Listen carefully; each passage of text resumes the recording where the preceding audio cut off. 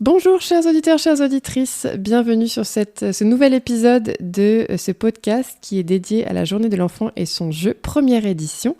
Aujourd'hui, je suis avec Jean-Luc. Bonjour Jean-Luc. Bonjour Sidonie. Alors Jean-Luc, est-ce que tu peux te présenter en quelques mots s'il te plaît ? En quelques mots, c'est un exercice qui n'est pas simple pour moi. Je me définirais d'abord et surtout comme un humaniste. Et en fait, tout ce qui permet de mettre en valeur l'humain me touche, m'intéresse. Voilà, ce sera une présentation très succincte. Ouais, c'est déjà pas mal. Donc en gros, tu es en train de dire que tu aimes bien les gens, quoi.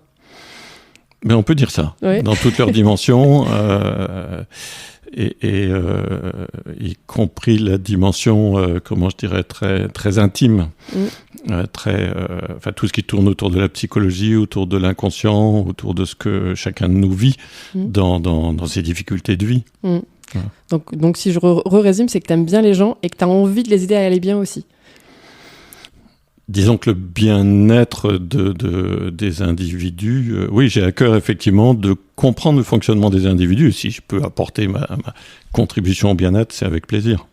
D'accord. Et du coup, c'est quoi ton rôle dans la journée de l'enfant et son jeu ? Est-ce que tu peux juste nous rappeler en quelques mots, c'est quoi, avec tes mots à toi, la journée de l'enfant et son jeu ? Alors, je trouve que cette journée est intéressante en ce qu'elle est conçue autour de l'enfant, avec un objectif clair de permettre aux adultes qui seront présents de porter réellement un nouveau regard sur le jeu de l'enfant. J'ai découvert auprès d'Emmanuel Guiton combien le jeu permet à l'enfant de se révéler et d'exprimer notamment ses émotions. Et effectivement, je suis admiratif de tout ce que l'enfant peut exprimer. Et oui, j'ai très, très à cœur de contribuer à véhiculer cette image qui va être proposée aux adultes qui viendront le 7 avril. Donc, ça veut dire que cette journée, elle se déroule comment exactement ?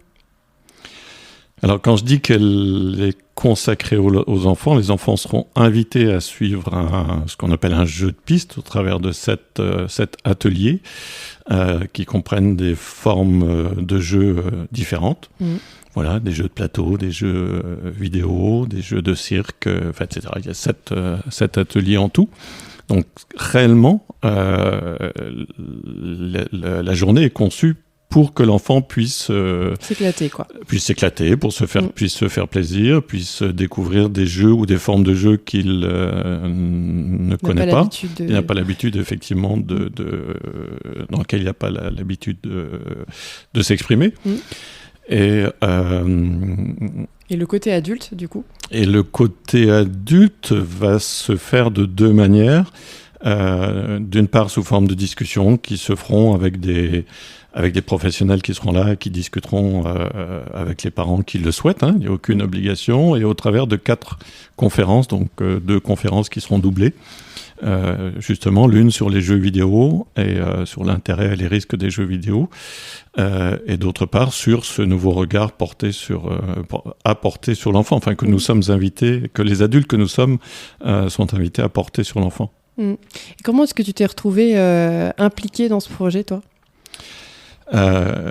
Depuis quelques années que j'ai eu la chance de croiser le chemin d'Emmanuel Guiton, je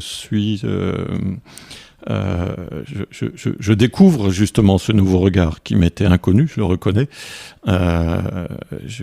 J'apprends progressivement au contact d'Emmanuel que l'enfant exprime au travers de son jeu tout un panel d'émotions.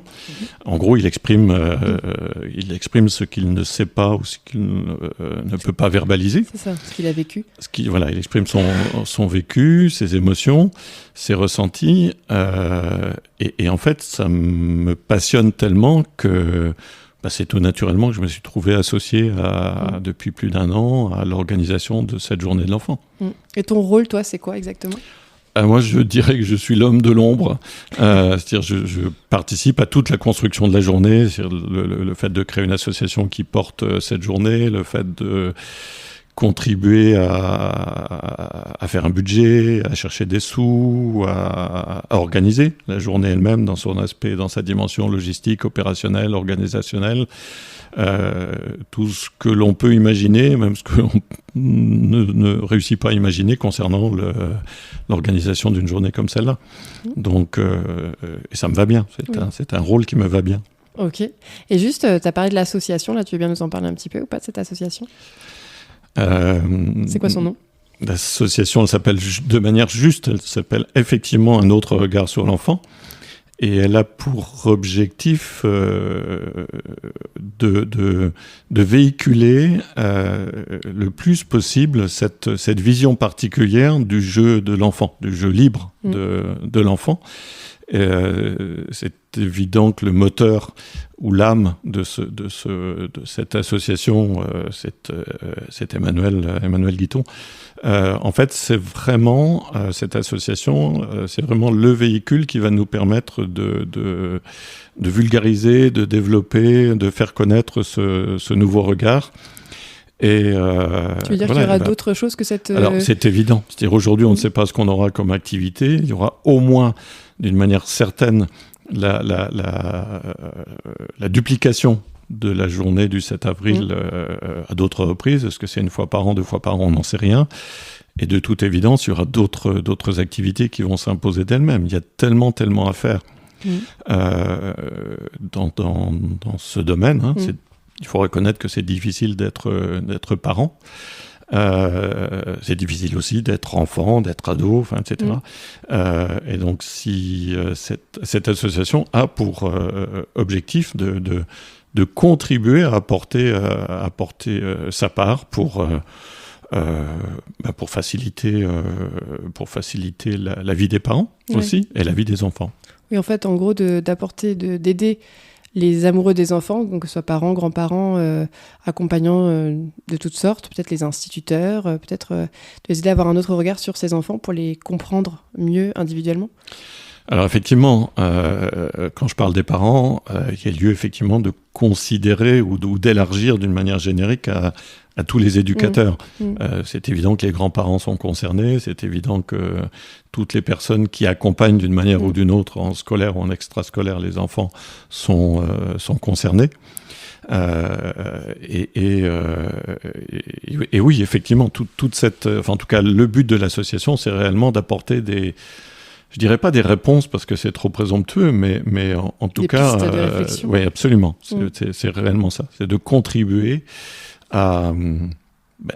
comme l'indique le nom de l'association, hein, c'est réellement apporter un autre regard sur l'enfant et notamment sur son jeu. Une autre compréhension de son enfant, de son propre enfant, sans faire rentrer dans des cases, comme dirait Emmanuel. Ok. Et du coup, concrètement, à la journée de l'enfant et son jeu, est-ce qu'on te verra ? Puisque tu es dans l'ombre, peut-être que tu seras un peu moins dans l'ombre ce jour-là. Je serai visible dans la mesure où je suis en charge notamment de l'accueil donc des visiteurs. Donc effectivement, je serai visible ce jour-là. Ok. Clairement. Ok, super. Merci beaucoup pour toutes ces réponses. Je rappelle juste les informations pratiques. Donc cette journée a lieu le dimanche 7 avril, donc c'est très bientôt. Toute la journée de 9h30 à 18h30. Et il y aura de quoi se restaurer s'il y a besoin. Le midi, au goûter. Et c'est à Hérouville, au Citis, donc au restaurant L'Élysée, le point de départ. C'est ça ? C'est ça, c'est exactement ça. J'ai rien oublié. Non, c'est très bien. Ok. Merci beaucoup Jean-Luc pour toutes ces réponses. Et du coup, à dimanche. Merci Sidonie. À dimanche, effectivement.